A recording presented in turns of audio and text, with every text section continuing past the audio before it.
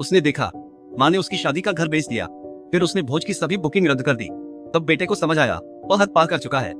बस 3 दिन पहले उसकी माँ जोड़ा नपवाने में मदद कर रही थी, पर वो उनसे शर्मिंदा था। जिद थी कि परिवार बिगाड़ने वाली सौतेली माँ शादी में उनकी जगह ले।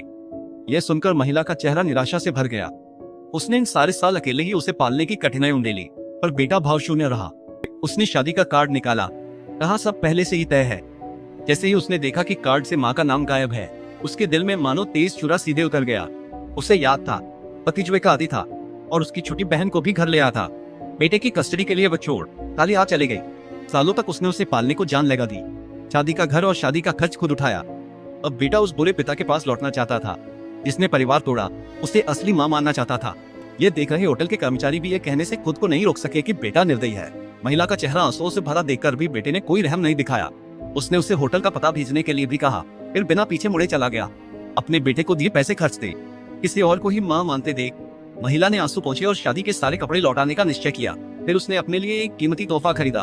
वो सोने की दुकान गई और अपने लिए नया मोटा सोने का कंगन लिया। आखिर वह शादी के घर के नीचे पहुंची और उसे वहीं बेचने के लिए रियल एस्टेट एजेंट को बुलाया। यह पैसा अब उसका रिटायरमेंट फंड होगा। घर लौटकर दरवाजा खोलते ही उसने पूर्व पति और नई पत्नी को पहले से अंदर देखा, जैसे घर उनका हो। क्यों आई? सौतेली माँ। सौतेली माँ, ठीक है, कार्ड में माँ की जगह में नहीं तो मैं सौतेली ही सही। अब अपनी जिंदगी जीऊंगी। उसने उन्हें तुरंत निकलने को कहा।